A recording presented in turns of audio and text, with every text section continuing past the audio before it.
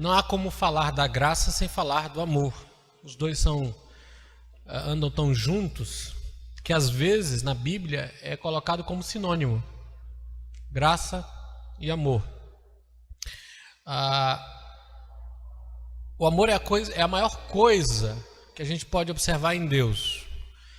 Porque olha só, sem amor, irmãos, sua justiça nos condenaria, sua santidade nos afastaria da sua presença e o seu poder nos destruiria. Sem amor. O amor é a única esperança dos pecadores e a nossa maior preocupação deve ser a descoberta do amor de Deus para conosco. Na verdade, amor é tão importante, e essa noção é tão importante, que quanto à sua natureza moral, disse que Deus é duas coisas: luz e amor. Deus é luz, 1 João 1,5. Nas Escrituras, as trevas simbolizam o pecado e a ignorância, e a luz é símbolo de santidade e de entendimento. Então, falando do ser essencial de Deus, João diz: Deus é luz. Mas ele também diz em 1 João 4,8 que Deus é amor. Ou seja, a natureza essencial de Deus é amor também. Em sua natureza Deus é amor. Isso só é possível pelo que nós já aprendemos sobre Deus. Isso só é possível porque Deus é um Deus triuno. Então Deus em sua natureza é um Deus amoroso, porque Ele é um único Deus que subsiste em três pessoas e que se relacionam naquilo que nós já estudamos aqui, em amor mútuo. Agostinho que dizia: o Pai que ama o Filho, e o Filho que é amado e ama o Pai, e o laço de união que existe entre eles é uma terceira pessoa, o Espírito Santo. Então, quando disse que Deus é amor, isso só é possível porque o nosso Deus é um Deus triuno. Se Deus fosse um Deus unitário, um único Deus e uma única pessoa, Ele não teria ninguém antes de criar as criaturas racionais, ninguém para amar e para experimentar a relação de amor. E aí faltaria algo nele. E a criação, ela existiria por uma necessidade em Deus. Mas não existe isso. A criação não existe por uma necessidade em Deus. Deus é um Deus triuno, portanto, se relaciona em amor e é um Deus de amor. Luz e amor são perfeições que se equilibram na natureza. Sendo que Deus é luz, seu amor não é fraqueza de boa índole, nem indulgência de boa natureza. Porque Deus é luz, o seu amor é um amor santo, e não um simples sentimento. O amor de Deus nunca entra em conflito com a sua santidade. Desde que Ele é luz, nunca o pecado de seu povo é desculpado, porque o Senhor corrige o que ama e açoita a qualquer que recebe por filho. Hebreus 12:6 vai dizer isso. O amor de Deus pode ser definido como um princípio eterno da sua natureza, pela qual Ele é movido a conferir bênçãos eternas e espirituais. Então, o amor de Deus pode ser definido assim. Então é exatamente isso aqui. O amor de Deus é um princípio eterno de sua natureza, pela qual Ele é movido a conferir bênçãos eternas e espirituais. O amor é a causa que move todos os seus atos de misericórdia e graça. O amor de Deus é a prova de que todas as coisas operam para o bem final do seu povo. Ela é a base de toda a sua atividade de redenção. E na relação da Trindade, o amor é a inclinação que as pessoas da Trindade possuem na busca da glória e felicidade umas das outras. Então, o amor de Deus é definido dessa forma. Deus é amor, é da sua natureza ser amoroso. E é por isso que Ele nos criou. Não por uma necessidade nele, mas para, de fato, criar seres que pudessem experimentar desse amor que Ele possui em si mesmo. Como diz um pregador, o pastor Tim Keller, diz: há um transbordar do amor da Trindade que se inclina em direção às suas criaturas. Vamos ver as características do amor de Deus. Primeiro, o amor de Deus é eterno. Jeremias 31:3. Alguém pode ler, por favor? Jeremias 31:3.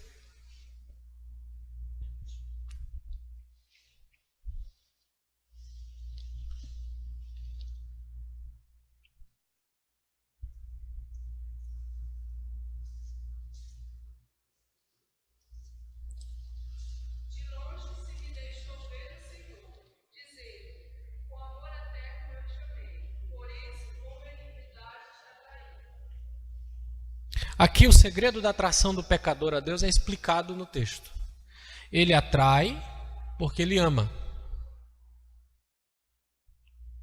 Salmo 65, verso 4.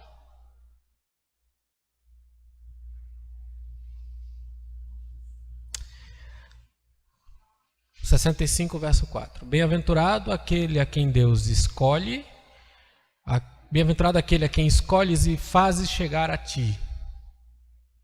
Então, o amor de Deus atrai para ele os que ele ama. O amor que nos comprou também nos procurou e nos trouxe a um lugar de segurança, até mesmo ao propiciatório, a obra de Cristo na cruz. Nunca houve um tempo quando Deus não amasse seu povo e nunca haverá tal dia. Ele nos amou tanto antes de sermos salvos quanto após sermos salvos. E o fato é de que Cristo morreu por nós, sendo nós ainda pecadores. Seu amor é eterno, precede o tempo.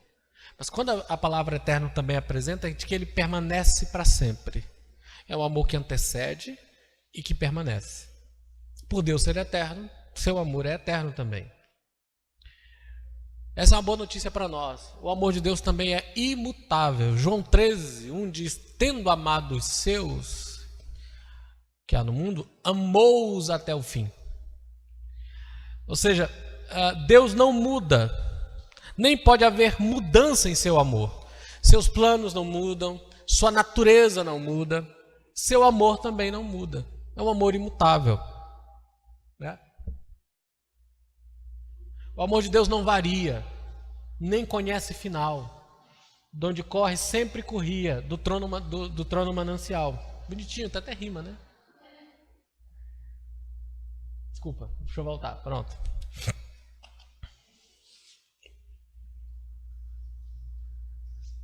Então, o amor de Deus não está sujeito à mudança. O amor de Deus por seu povo é imutável, não teve um princípio e bendito seja o nome dele, jamais terá fim. É como o próprio Deus, de eternidade a eternidade. O argumento principal de Paulo para a segurança do salvo é que nada pode separá-lo do amor de Deus que há em Cristo Jesus. Nada na sepultura do passado, nem nos perigos do presente, nem nada no futuro, nada. O amor de Deus não é sujeito à mudança. É um amor que não muda porque Deus é um Deus imutável. Então veja como os atributos de Deus estão interligados. Deus é eterno, seu amor é eterno. Deus é imutável, seu amor é imutável. Isso é tão bom, né? Isso é de uma segurança extraordinária, porque nós mudamos. Nós somos mutáveis. Nós variamos. E se o amor de Deus dependesse do sabor de nossas ações e reações, nós estaríamos inseguros sempre. Uma hora ele gosta, uma hora não gosta. Uma hora gosta, outra hora não gosta. Pode falar.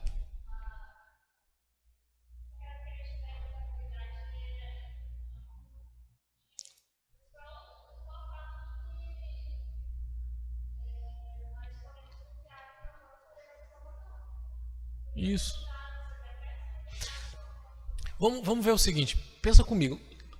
Nós estamos vivendo num período no Brasil que tudo que é jornalista fala de insegurança jurídica. O que é que acontece? Falando agora do que está acontecendo nesses últimos tempos. O Supremo Tribunal Federal julgava, se não me engano, Paulo, você me lembra?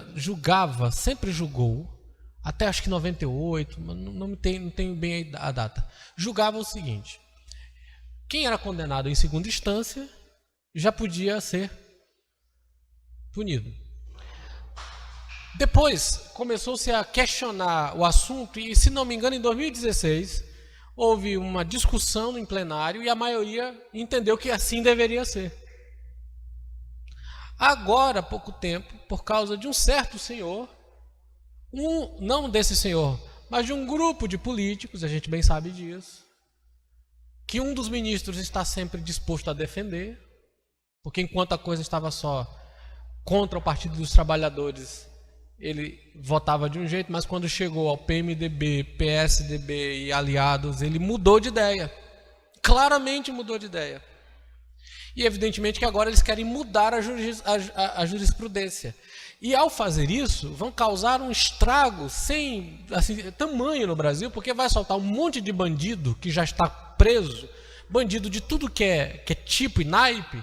Mas por quê? Por causa de um grupo de elite, uma turma política aí que eles querem defender.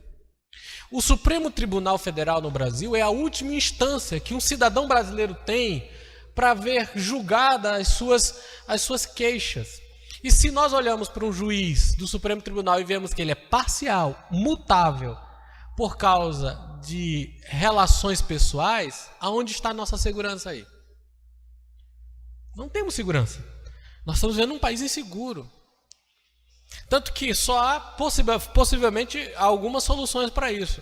É tirar essa turma que está lá, e há um pedido de impeachment contra um dos ministros que está já com muitas assinaturas, ou que a Câmara de Deputados e Senadores resolvam estabelecer como lei, o que também será muito difícil, porque isso seria como dar um tiro no próprio pé, para muitos deles.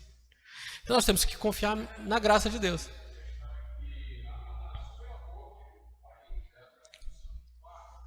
A Constituição.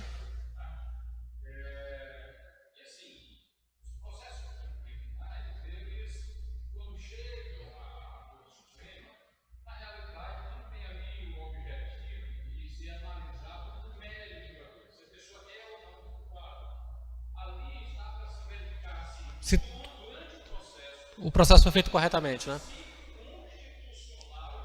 Foi ferido. Exato. Essa era a nossa segurança.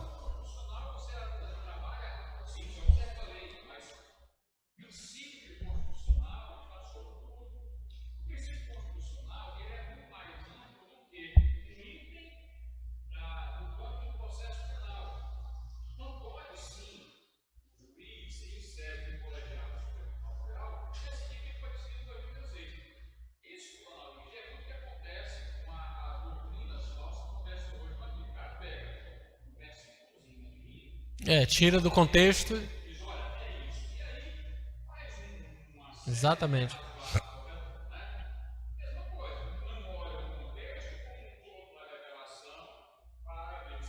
E há um desvio claro da coisa. E pessoais. Exato. E aí que tá. Se você tem um tribunal que muda o sabor dos interesses, você não tem segurança. Deus não é assim. O pecado para Deus continua sendo o mesmo. Não importa o que a sociedade, o que a cultura e até mesmo a igreja possa ter repensado sobre alguns assuntos, o padrão é o mesmo. A lei de Deus é a mesma. O modo de salvação continua sendo o mesmo. O modo como Deus age, os seus planos, os seus decretos, os seus propósitos e a sua disposição é a mesma. Deus não muda. Deus não, como diz a Escritura, Deus não é homem para que minta, nem filho de homem para que se arrependa. Então ele é imutável.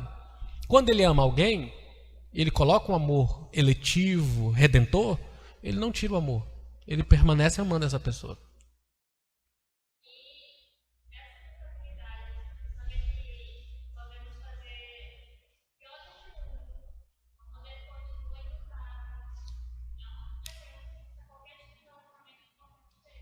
Sim, sim.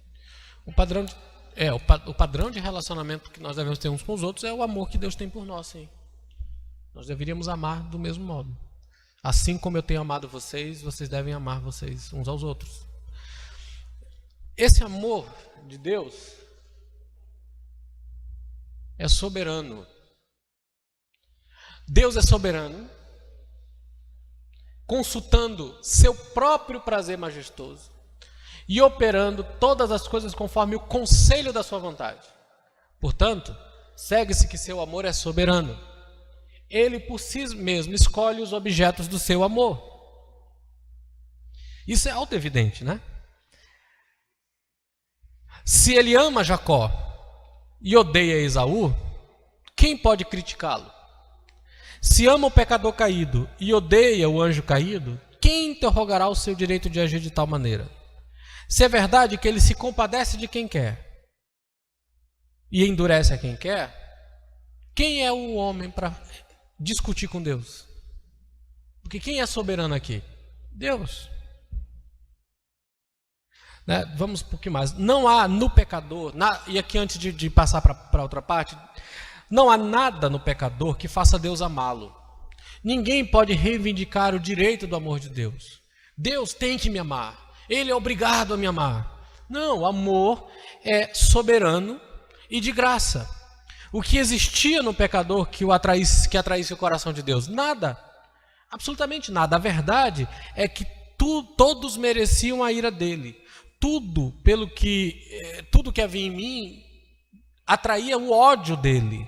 O único motivo de sua atração por nós foi seu querer, foi seu desejo, foi sua vontade, foi porque ele quis. Então ele ama quem ele quer. Seu amor é soberano. E o seu amor é eficaz. O texto de Jeremias 31:3 diz que porque ele nos ama, ele nos atrai a si mesmo. Isso é óbvio, porque o amor do Todo-Poderoso atrai aqueles e vai até aqueles que ele decide amar. Muitas vezes somos amados pelos que não podem nos ajudar. Eles não têm a capacidade de fazerem por nós o que desejariam fazer. Tal amor é insuficiente pela falta de poder para tornar o amor eficaz. Por exemplo, Dario amava Daniel, mas não tinha o poder de salvar Daniel do próprio edito que havia sido estabelecido. Mas nós somos amados pelo Todo-Poderoso, a quem nada é impossível. Os objetos do amor de Deus são eternamente seguros. Aquele que se assegura no amor de Deus, assegura-se também de uma morada celestial. A pergunta fundamental é essa: como é que eu posso saber se Deus me ama? Como eu posso estar certo de que tudo opera para o meu bem? A resposta é: certifique-se de que você ama a Deus. Porque o amor por Deus é a evidência do amor de Deus por nós. Nós o amamos porque Ele nos amou primeiro. 1 João 4,19. Seu amor em nós criou o nosso amor por Ele. O amor é de Deus. E todo aquele que ama é nascido de Deus, porque Deus é amor. E guarda os meus mandamentos. Então, amar a Deus é uma evidência de que você foi amado por Deus. E como é que eu sei que eu amo a Deus?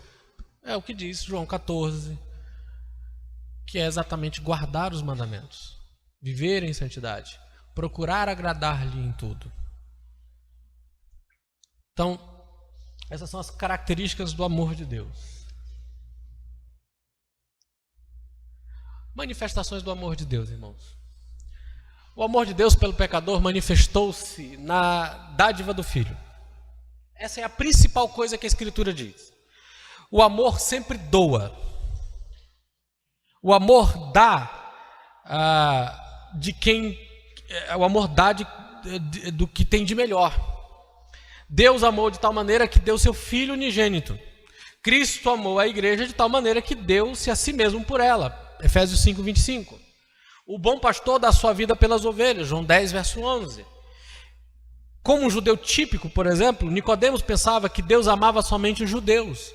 Mas nosso Senhor lhe disse que Deus amou o mundo de tal maneira que deu seu Filho unigênito para que todo aquele que nele crê, judeu ou não judeu, não pereça, mas tenha vida eterna. Até serem ensinados de outra maneira, os próprios apóstolos de Cristo pensavam que o rebanho estava entre os judeus, mas o Senhor os corrigiu dizendo: eu dou a minha vida pelas ovelhas. Ainda tenho outras ovelhas que não são deste aprisco. Também me convém agregar estas, e elas ouvirão a minha voz, e haverá um rebanho e um pastor. João 10, de 15 a 16. As ovelhas para os judeus estavam num rebanho, uma circuncisão cerimonial que os distinguia dos gentios. As ovelhas para os gentios não estavam sujeitas às leis cerimoniais.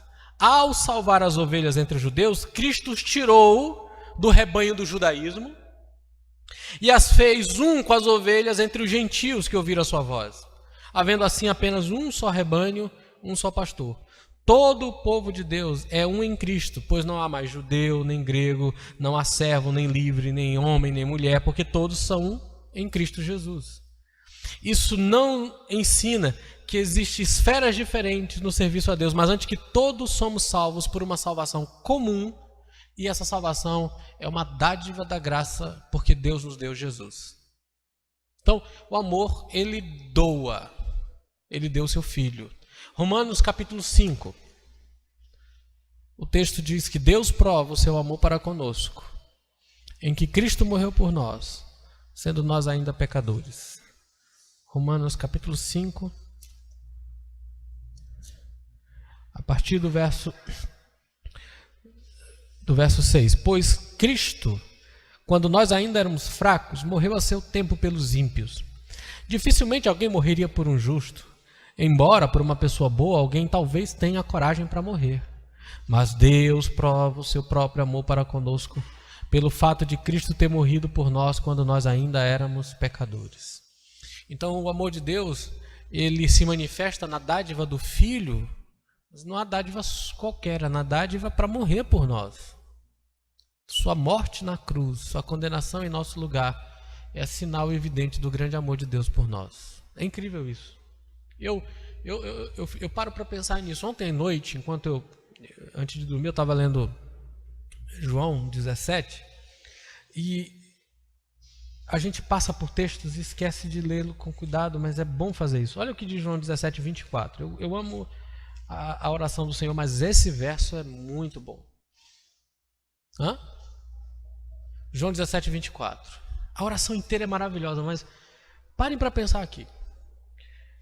Pai, a minha vontade é que aonde eu estou também estejam comigo os que me deste, para que vejam a minha glória, que conferistes, porque me amaste antes da fundação do mundo.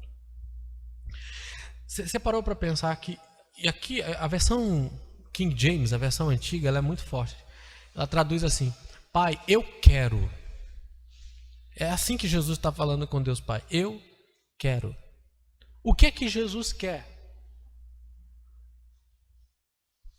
Ele quer que todos os seus eleitos, todo o seu povo esteja com ele aonde ele estiver. O Filho nos ama desse modo aqui. Ele quer a comunhão. E veja que é comunhão, porque ele diz: eu quero que estejam comigo. Estejam num relacionamento, entendeu? Jesus nos quer com ele. E para que ele nos quer com ele? Para que vejamos a sua glória. Agora, por que isso? Parece ser para algumas pessoas um desejo egoísta, né? Jesus quer que estejamos lá para ver a glória dele. Só que ele está desejando para nós aqui a suprema felicidade das nossas almas. Porque contemplar a glória de Cristo, o que John Piper diz? O que o amor de Deus nos deu, o que há de melhor no universo? Ele mesmo. Contemplar a glória de Cristo produzirá intensa, eterna e plena satisfação. Salmo 16, 11 diz que na presença dele há delícias perpetuamente. É muito simples isso, a gente experimenta coisas assim de vez em quando. Quando estamos ao lado de alguém que amamos, a simples ideia de estar junto com ele traz muita alegria, não é? Você fica feliz por estar perto dessa pessoa. Quando você vê alguém que você admira, só estar perto daquele que você admira produz uma intensa alegria em você. E é uma alegria tão incontida que você quer falar para todo mundo que você esteve presente lá. Agora imagina contemplar a glória de Cristo, olhar para a face dele e ter comunhão com ele para sempre. Em outras palavras, Jesus está desejando a nossa suprema felicidade. Ele nos ama desse modo. Ele quer que estejamos lá com ele. E para isso, ele diz no início dessa oração: eu consumei a obra que o Senhor me deu para fazer. Qual? Morrer na cruz por esse povo. Então o amor de Deus é esse nível aqui. Ele deseja a suprema felicidade do seu povo. Meus irmãos, o amor de Deus é manifesto também no novo nascimento. Por natureza, nós somos filhos da ira. Mas por um nascimento sobrenatural, nos tornamos filhos de Deus. Não são os filhos da carne que são filhos de Deus, Romanos 9:8. João diz: vede que grande amor nos tem concedido o Pai, que fôssemos chamados filhos de Deus. Nós não somos apenas chamados filhos, porque a palavra filho, aqui em 1 João capítulo 3, verso 1, não é a palavra filho normalmente usada para aquele filho por adoção ou por direito. Em termos de eu ser filho porque tenho um nome, mas é filho no sentido de ter a mesma natureza. Então nós somos filhos, feitos filhos de Deus pelo novo nascimento. Nós somos filhos de um chamado divino, chamado eficaz que vem com o novo nascimento. O amor de Deus não apenas enviou o seu Filho para morrer por nós. O amor de Deus nos deu uma nova natureza de filhos. 1 João 3:1. Vede que grande amor nos tem concedido o Pai, o fato de sermos chamados filhos de Deus. Filhinhos, filho que nasceu, que tem a mesma natureza do Pai. Mas tem um outro modo como o amor de Deus se manifesta, irmãos. Também é manifestado na disciplina. A disciplina é uma expressão e prova do amor.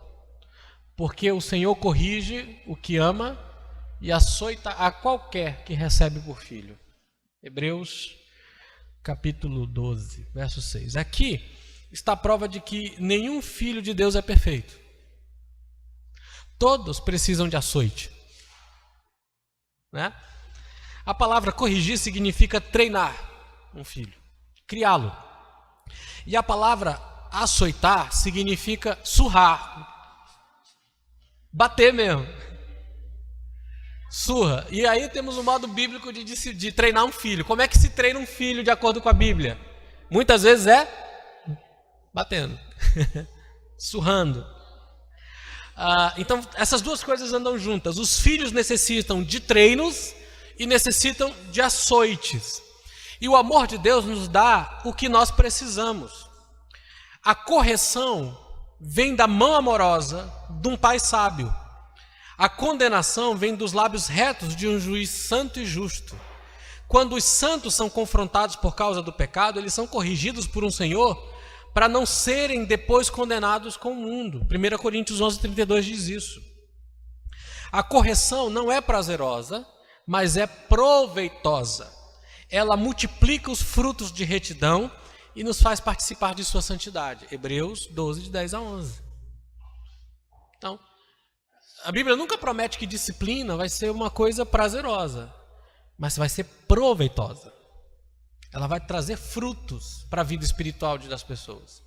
E veja só, Deus ama a ponto de dar seu Filho e todas as dádivas da graça.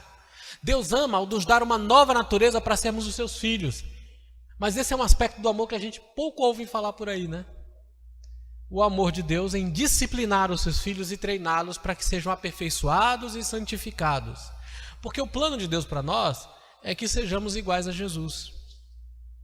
E Deus vai usar os meios. Ele vai nos treinar pelo ensino bíblico, pela orientação das Escrituras, pelo poder do Espírito nos santificando, mas muitas vezes a sua mão pesará dia e noite sobre nós. O nosso humor vai se tornar em sequidão de estio.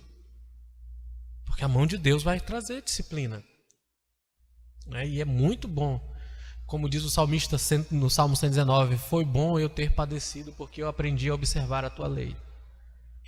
Então o amor de Deus inclui a disciplina. Isso é importante, porque a nossa noção, a noção de amor hoje em dia, de um Deus amoroso, é de um Deus que só está lá para nos dar bênçãos e bênçãos e bênçãos. Não é assim que as pessoas pensam em Deus. Eles não gostam de um Deus irado, não gostam da ideia de um Deus santo, mas de um Deus bondoso que está sempre pronto para dar tudo o que a gente quer. É um Deus bonzinho, beleza, isso, um Deus bonzinho, um Deus fraco que não consegue dizer não para os seus filhos. Mas a Bíblia associa o amor de Deus à disciplina também. Porque quando a gente lê, por exemplo, a narrativa da queda de Davi e as consequências do pecado de Davi, O que está por trás daquelas consequências é a mão amorosa de Deus disciplinando Davi. Sabe, a culpa de Pedro e a angústia de Pedro, o que está por trás ali é a mão amorosa de Deus sobre ele. O amor de Deus se manifesta também na mão disciplinadora. A gente não pode esquecer disso, nunca. Vários aspectos do amor de Deus, então, vamos lá. Quando o amor de Deus atua sobre si mesmo, ou sobre criaturas inocentes, este é um amor de complacência, de prazer. Mateus capítulo 3 diz assim: quando Jesus saiu da água, desceu sobre ele o Espírito Santo em forma de pomba, e do alto se ouviu uma voz que dizia: este é o meu filho amado em quem tenho todo o meu prazer. Então Deus se deleita em si mesmo e se deleita nas suas criaturas perfeitas. Os anjos caídos, por exemplo. Os anjos não caídos, os anjos santos, os eleitos, os eleitos. Então Deus tem prazer, é um amor de prazer. Alguns teólogos falam de vários tipos de amor divino, mas nós preferimos pensar de um princípio divino com várias manifestações de acordo com o objeto que há de receber o seu amor. O Dr. Keith Carefoot diz sobre esse assunto. Por exemplo, se o objeto do amor é amável, então a emoção de amor é complacência. Esse é meu filho amado em quem tenho todo o meu prazer. Se o objeto precisa de bondade ou beneficência, a emoção é a benevolência. Se o objeto encontra-se em estado de angústia, o que está ali é o amor manifestado em compaixão, ou piedade, ou misericórdia. Do mesmo modo que o princípio fundamental do fogo é o mesmo, seja qual for a matéria consumida, assim o amor divino sempre se baseia no mesmo princípio, mas dependendo dos objetos a quem ele se direciona, a manifestação é diferente. Essa é a primeira. Este é o aspecto do amor de Deus para com seu Filho. Ele se compraz, ele se alegra, ele se deleita em Jesus. Seu amor pelos anjos é do mesmo tipo, é um amor de complacência, é um amor de deleite. E a Bíblia diz que até os anjos foram objetos de uma eleição. Né? O apóstolo Paulo, falando a Timóteo, fala dos anjos eleitos. Então a razão por que alguns anjos não caíram na rebelião de Satanás é por causa da eleição de Deus, que os preservou, que os guardou. Isso está na nossa confissão de fé também, sabe? Os anjos eleitos. Então, por que alguns anjos não caíram? Deus elegeu esses anjos para si.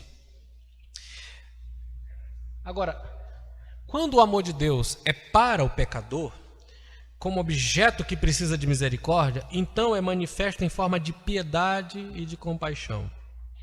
Os santos eram por natureza filhos da ira, mas Deus, que é rico em misericórdia, por causa do seu amor para conosco, nos deu vida juntamente com Cristo. Efésios 2, de 3 a 5. Em misericórdia, ele desperta o pecador morto para a vida, e esta maravilhosa misericórdia é resultante do seu grande amor. O grande amor pelos pecadores resulta em misericórdia e em graça abundante. Veja lá, Efésios 2, de 3 a 5. Efésios 2, de 3 a 5. Abra lá, Efésios 2, de 3 a 5.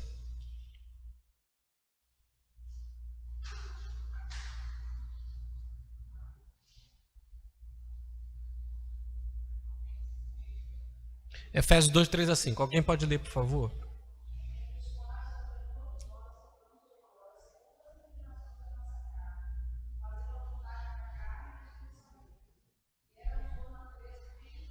Bem aí, o que nós merecíamos da parte de Deus por nós mesmos? A ira, o juízo, a condenação, seu ódio eterno, ou como diz Paulo em Tessalonicenses na segunda carta, eternamente banidos da presença da sua glória. Isso é a ira de Deus, ser banido da presença dele. Esse era o nosso estado. Éramos filhos da ira por natureza. Mas veja o verso 4. Mas Deus, ele começa com Deus aqui, e o verbo principal está no verso 5. Ele nos deu vida. Deus nos deu vida. Mas antes de dizer o que Deus fez, Paulo gasta um tempo nos dizendo por que ele fez isso. Porque parece que para Paulo é tão importante ou mais importante que nós saibamos as razões por que Deus fez o que fez.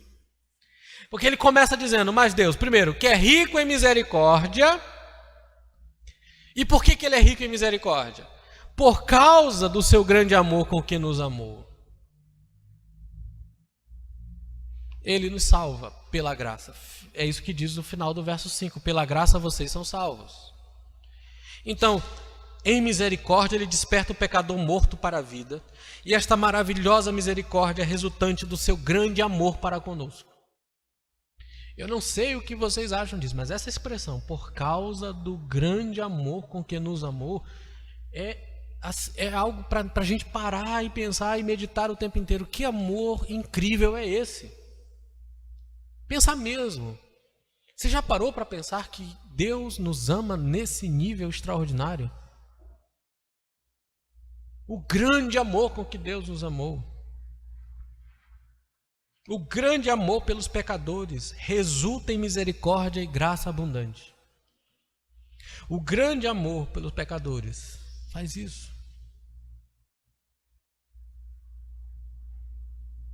Uma prostituta suja, embriagada, que enchia o ar com gritos e palavras obscenas, era arrastada pela rua por 2 policiais. De repente, uma linda senhorita bem vestida saiu e a beijou. No momento de lúcido espanto, a vil criatura perguntou: por que você me beijou? E ela respondeu: por amor. Será que tal exemplo de amor é uma surpresa? Então lembre-se que a distância moral entre Deus e nós é muito maior do que essa moça e a prostituta. Infinitamente maior. E ainda assim ele se curva em nossa direção e nos beija com o beijo da reconciliação. Um dos problemas, por isso que nós estamos estudando a carta aos Romanos, e nós vamos passar um bom tempo falando sobre o estado do ser humano diante de Deus. Romanos 1, do verso 18, capítulo 1, do verso 18, até o capítulo 3, verso 20. É uma parte longa, difícil, mas importante, em que Paulo vai tratar de 2 grupos: os gentios imorais e os religiosos judeus, bem como os moralistas romanos. Paulo vai demonstrar que esses 2 grupos estão absolutamente sob condenação. Mas isso tudo para depois dizer que a graça de Deus enviou Jesus para morrer por nós. Paulo nos ensina com isso que eu não tenho condições de apreciar plena e perfeitamente o grande amor de Deus por mim, enquanto eu não perceber o aspecto negro, sujo e vil da onde ele me tirou. Quem tem uma justiça própria muito elevada não consegue contemplar a graça plenamente. Mas quem se reconhece pecador e entende a maldade do seu coração, reconhece o grande amor de Deus por ele. E mais, a Bíblia deixa claro que os maiores santos são sempre os mais conscientes de seu pecado. Os que mais se aproximam de Deus são os que mais se humilham no pó. Seus corações estão sempre cientes e conscientes de quanto são maus. E ao mesmo tempo apreciam grandemente o grande amor de Deus. O amor de Deus por nós não nasceu em nós, nasceu nele. Mas ele é a absoluta fonte de todas as dádivas extraordinárias em Cristo Jesus. Se há uma razão por que você é um cristão e continuará sendo, e chegará ao reino eterno, e desfrutará da felicidade eterna com Deus, é o amor de Deus. A graça que nós aprendemos no primeiro momento flui desse amor incrível aqui. O nosso Deus é um Deus de amor, um Deus gracioso. Vejam que grande amor o Senhor nos tem dado. João, em 1 João 3:1, ele usa uma expressão assim: vede que grande amor. Vocês conhecem essa expressão? Que grande amor. Essa frase, ela aparece em Marcos capítulo 4. A palavra significa literalmente de que país? No primeiro século, quando as pessoas moravam próximos em cidades que tinham portos, onde navios vindos de países distantes aportavam, quando eles viam ao longe um barco vindo, eles gritavam literalmente isso. De que país, de que país, de que país? A palavra que eles usavam foi usada por João aqui em 1 João 3:1. Ele está literalmente dizendo, quando ele diz, vede que grande, essa expressão que grande, é literalmente, vejam de que país é o amor de Deus. É como se ele dissesse, esse amor não é daqui. Foi usado quando os discípulos olharam para Jesus depois que ele acalmou as tempestades. Eles olharam para Jesus e disseram, que homem é este? Ou, de que país esse homem é? De que mundo esse homem é? Porque os ventos obedecem a ele. É a mesma palavra. O amor de Deus não é e não faz parte. Seu aspecto desta realidade não pode ser encontrado em nenhuma, ou ilustrado em nenhuma manifestação de amor nossa. É um amor completamente fora dos padrões humanos. É um amor que vai ao objeto do que o odeia, porque Deus ama aqueles que o odeiam. Que o seu coração, desde o nascimento, repudiam e odeiam a Deus. Que viveram boa parte das suas vidas tentando suprimir a verdade de Deus e não dar ouvidos a Ele. Deus ama esse tipo de gente. E faz dessas pessoas seus filhos. E dá a elas o reino eterno. Consegue entender isso? Esse grande amor é isso que Ele faz. Você precisa entender que Deus ama você desse jeito. Mas precisa também entender quem é você. Quem era você quando o amor dele foi colocado sobre você? Claro, na eternidade Ele te amou. Mas Ele não viu nada em nós para que amasse. Veio de um amor incondicional. E mais, Deus nos ama em Jesus Cristo. Nada que desfrutamos da parte do Pai, desfrutamos a parte do Filho. Nada que desfrutamos da parte do Pai, desfrutamos a parte do Filho. Tudo vem a nós através de Jesus.